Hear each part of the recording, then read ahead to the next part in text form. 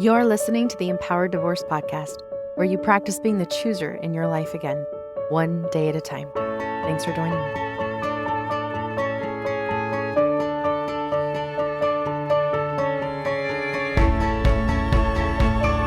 Hello, my amazing listeners. Happy Thursday. Happy summer. Are you ready for the kids to go back to school yet? Are you dreading to have them go back to school? I can see reasons for both. I know that as a single mom, in many ways, it was harder to have them home and still have to work full time, overtime, and yet liked that I wasn't running back and forth, worrying about picking them up late or getting all the homework done. But then I'd worry that they were rotting their brains out if they stayed home playing Fortnite all day long, rotting their brains out with Fortnite. At least that's what it was back in the day. They seem to be normally functioning adults today, so I don't think too much damage.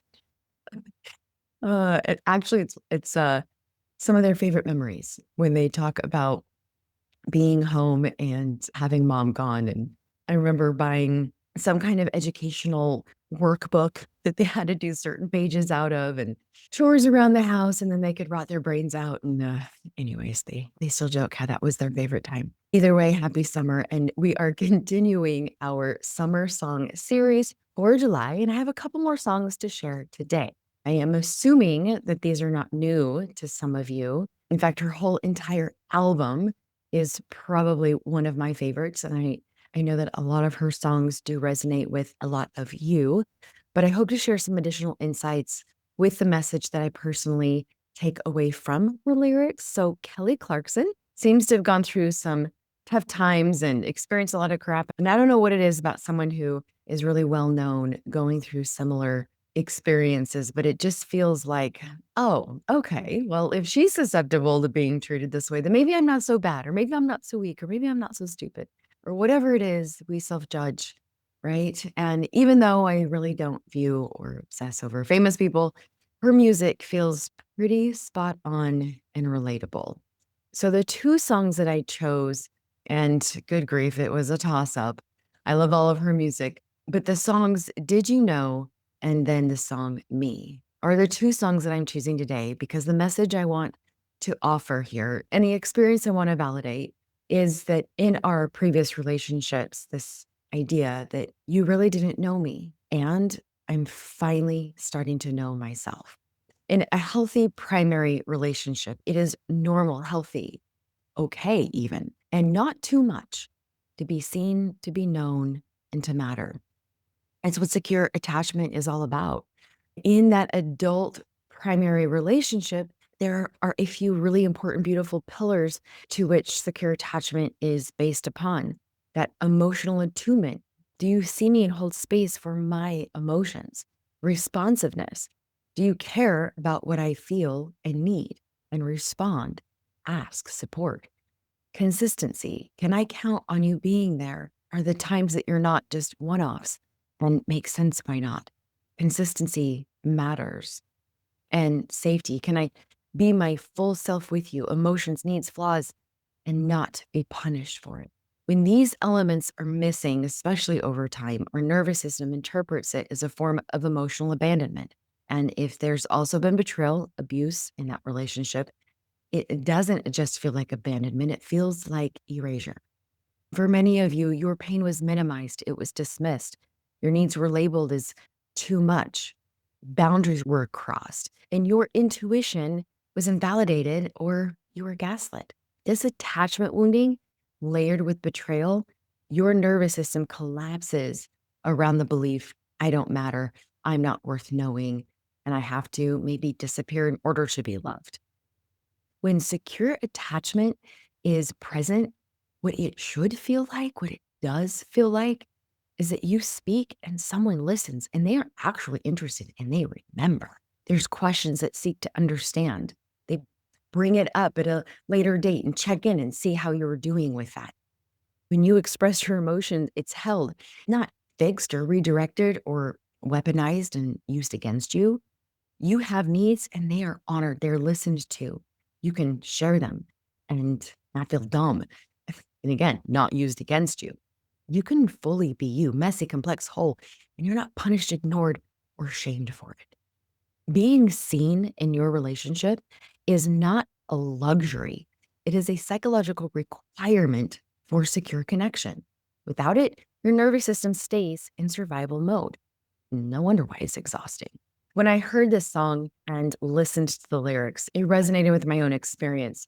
And I remember a lot of my post-divorce healing is wrapping my head around the whole entire relationship, still trying to figure out what happened, but realizing that I really wasn't known. This also plays true, like not just for my ex, but his family. I remember thinking, do you not know me? Do you not know, like through all of these years, do you not know my truth, my integrity, especially when so many false accusations from me were being thrown around, his family and even friends making those assumptions, making those judgments. There definitely was this element of, don't you know me? That I felt to the core. Okay, here's the lyrics. Did you know I was a Goonie and my favorite color's green? And that life ain't like the movies? We're living proof of that, it seems.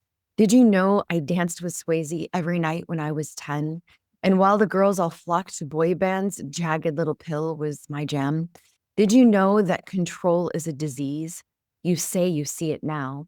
Did you know that your words are on repeat? Intentions 6 feet down. And I was right there. You should have tried listening. And no, it's not fair what you're asking of me. You said I was given up right as you were showing up. I can take a little, but you took all I had and some. Did you really know me, boy? Did you really know me? Yeah, my favorite band is Toadies. Bet you couldn't name one song. Meanwhile, I sang you Heaven just to make you smile and sing along. Did you know I danced in a storm on a beach in Mexico, all by myself in the rain? Some people don't mind being alone. Did you know that control is a disease? You say you see it now. Did you know that your words are on repeat? Intentions 6 feet down. And I was right there, and you should have tried listening. And no, it's not fair what you're asking of me. You said I was giving up right as you were showing up. I can take a little, but you took all I had and some.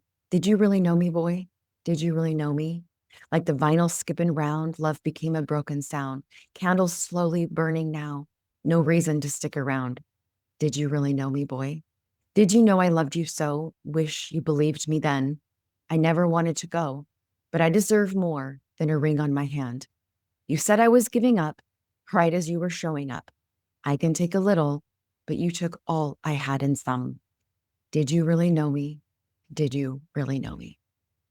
So good, so profound, and so relatable.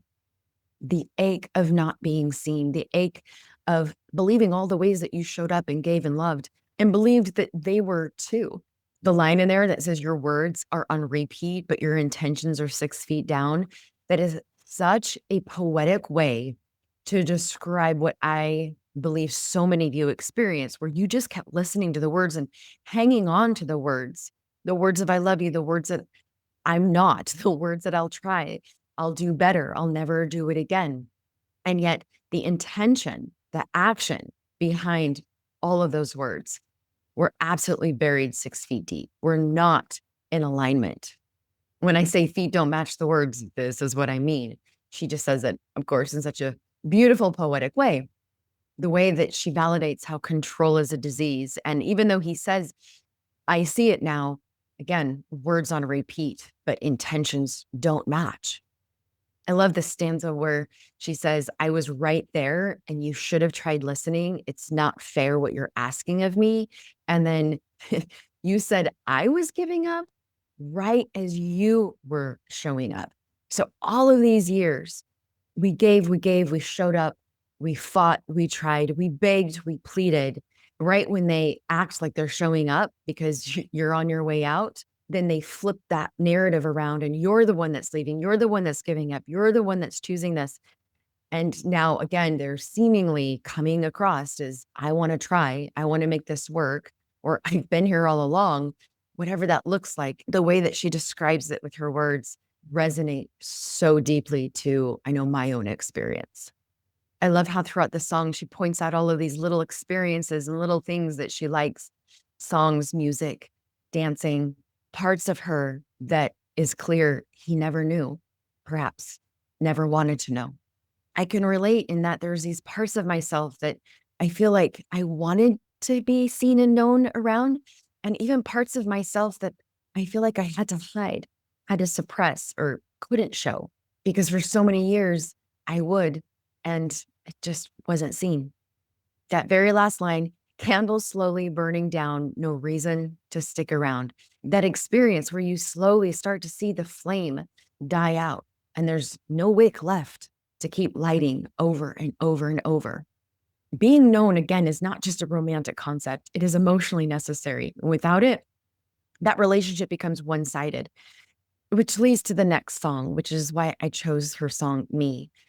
Oftentimes trying so hard and desperately contorting and changing ourselves to be seen and known, or maybe be seen and known in a way that we feel will get that attention.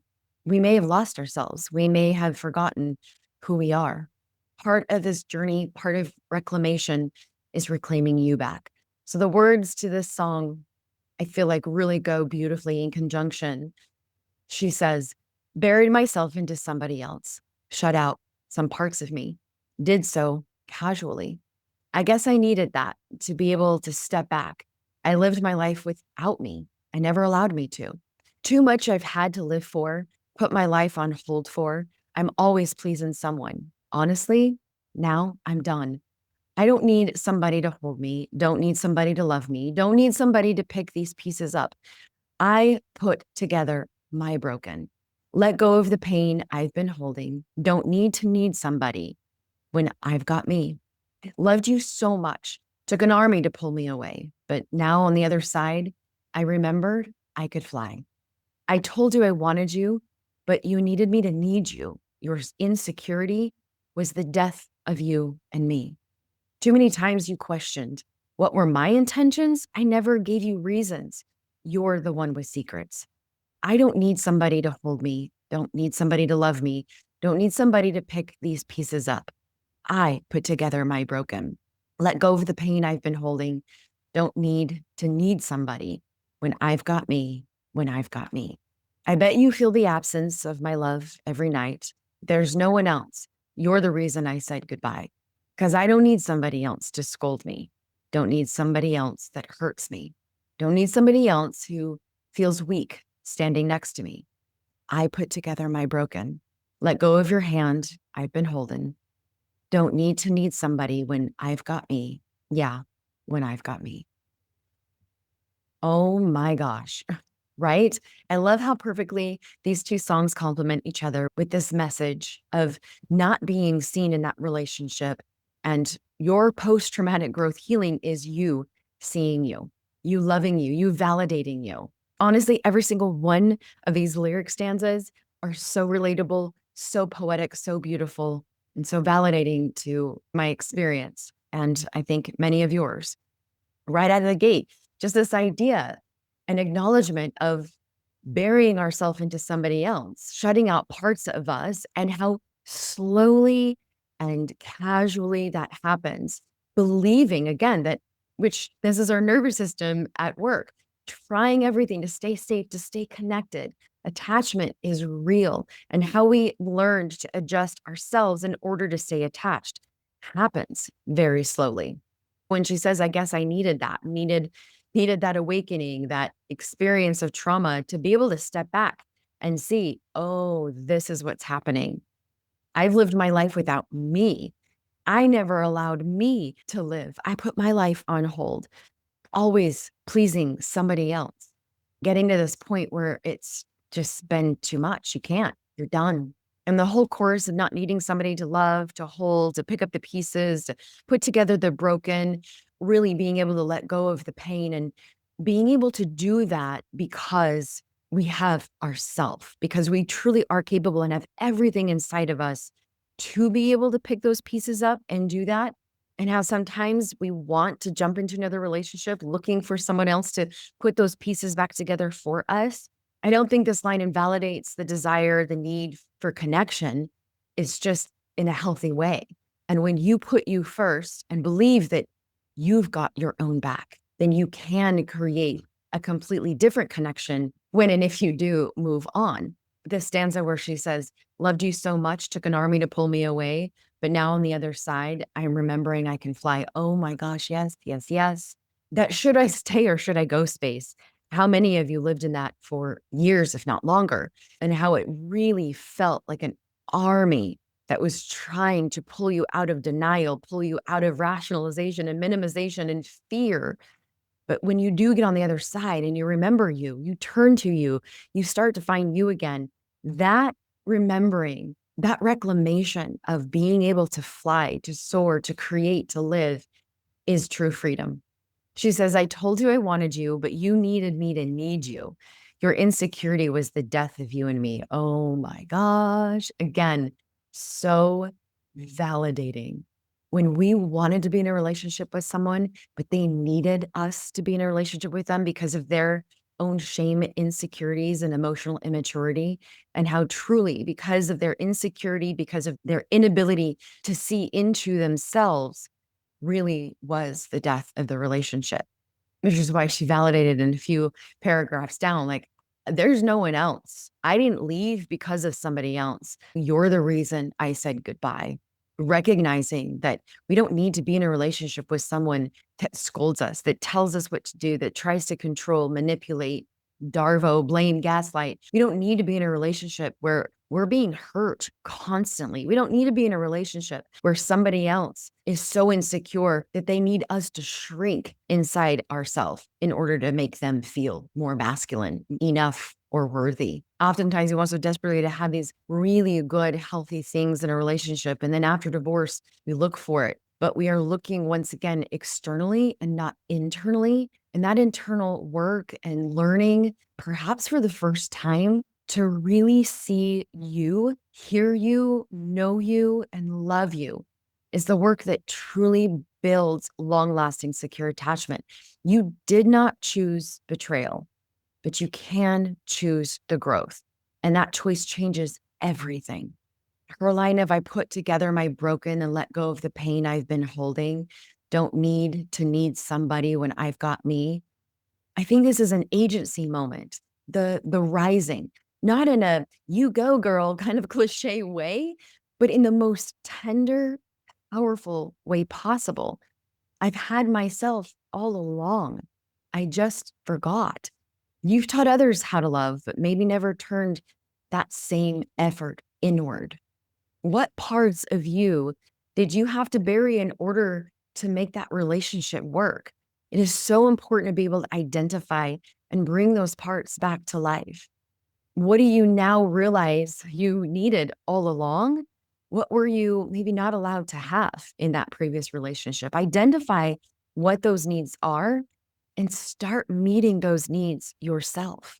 Those of you who feel like you do need somebody else to help you pick up the pieces, what would it look like to stop needing someone else to pick up your pieces? What would that require? What would that take? What fears would you have to overcome? You have spent years in a relationship where you weren't truly seen, heard, or known, where your needs were too much, your voice too loud, your pain too inconvenient. But that was never a reflection of your worth and value and enoughness. Being unseen by your ex, maybe other people, doesn't mean that you're invisible. You are visible, you are real, and you do matter, especially to yourself. When you thought being loved meant being needed, now you're learning that being loved starts with being known by you for you. If no one's ever told you this before, you deserve to be deeply known, loved, and understood. And the first person that gets to offer that to you is you. Start by seeing yourself, meeting yourself where you're at right now, today, holding yourself, because the love that you were so desperate to receive from them, you're the one that gets to give that to you now. And you're the one who can finally receive it by being the chooser in your life and creating that internal love for you first, because you can. Take care, everybody. You might be asking yourself, especially after this episode, okay, so how do I love myself again? How do I reconnect back to me, trust me, hold me, heal me, all the things that this song titled Me was talking about? Well, I created a self-paced course called Intimacy Within. I walk you through 8 different modules. There's a workbook to go along with each one of these different levels of intimacy: verbal, cognitive, emotional, psychological, spiritual, physical, and sexual. Being able to reclaim your own connection to yourself. In this course, you're going to learn up your worth and value, to take up space, feel safe in your own skin, honor your voice, connect with your own truth. So many wonderful, beautiful things to help you come back to you. You get to do it on your pace, your terms, one level at a time. Your next relationship starts with the one that you have with you. Begin your journey today. Go to amiewoolsey.com or click the link in the show notes to Intimacy Within, and you can start that course today. See you soon. I was born to fly and spread these wings and find my own. I am coming home. Today will be the day, it all will change. Nothing, no one's in my way. Today will be the day.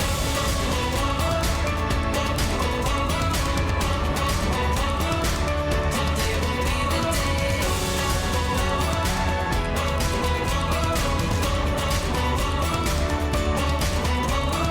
I was made to dream that anything can be my own. I have found my home. Today will be the day, it all will change. Nothing, no one's in my way. Today will be the day.